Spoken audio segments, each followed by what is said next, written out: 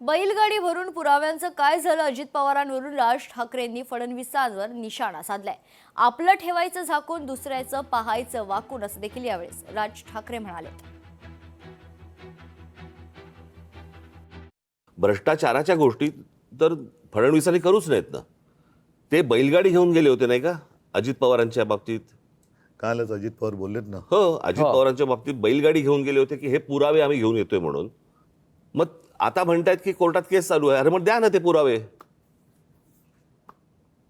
कसं आहे, आपलं ठेवायचं झाकून, दुसऱ्याचं बघायचं वाकून, या लेवलला आता ते आलेत. तुमच्याकडे काय चालू आहे ते एकदा बघा. मी परवा दिवशीच्या पत्रकार परिषदेत म्हटलं नाही, या देशामध्ये कोणी राजकारणामध्ये सत्तेचा अमरपट्टा घेऊन आलेला नाहीये. सत्ता बदलत असतात, काळ ह्या सगळ्या गोष्टी बघत असतो.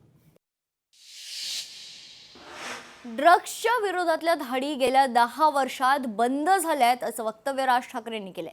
शाळांपर्यंत, मुलांपर्यंत हा प्रकार येऊ लागलाय. याबाबत केंद्र आणि राज्य सरकारला विचारणं गरजेचं आहे, असं देखील राज ठाकरे म्हणाले.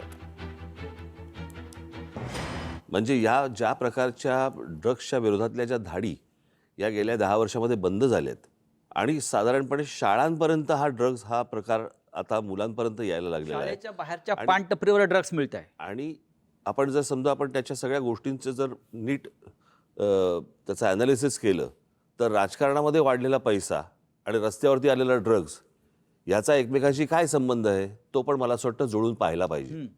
कारण एवढा राजकारणामध्ये ज्या प्रकारच्या निवडणुकांवरचा खर्च आणि सगळ्याच गोष्टी ज्या प्रकारे होत आहेत आणि ज्या प्रकारे ड्रग्ज रस्त्यावरती येतात आणि त्याच्यावरती कोण हे व्यवहार करतं, ह्याच्यावरती कुठच्याही प्रकारच्या धाडी किंवा त्याच्यावरती कुठचीही बंधनं येत नाही आहेत, हे काय आहे हे मला असं वाटतं केंद्र आणि राज्य सरकारला विचारणं गरजेचं आहे.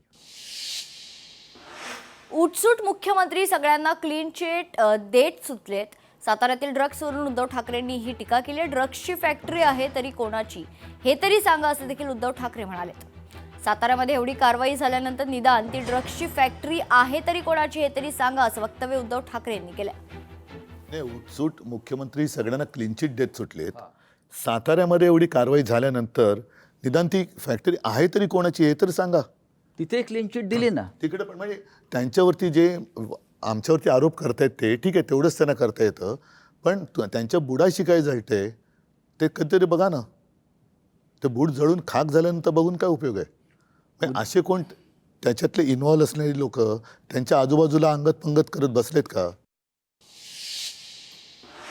हट्टापायी सरकारनं आरेचं जंगल मारलं. उद्धव ठाकरेंनी सरकारचा घणाघात खरं तर पाहायला मिळतोय. आरेच्या जंगलाला आम्ही संरक्षण दिलं होतं, असं वक्तव्य देखील यावेळेस उद्धव ठाकरेंनी केलंय.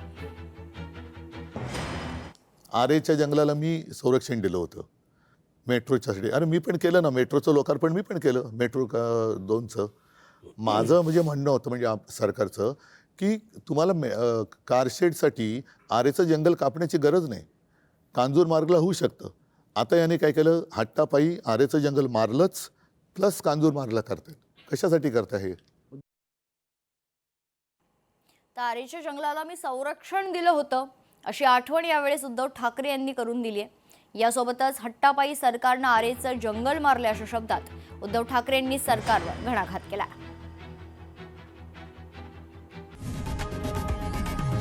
लोकशाही मराठी ऐका, पहा, जागरूक रहा.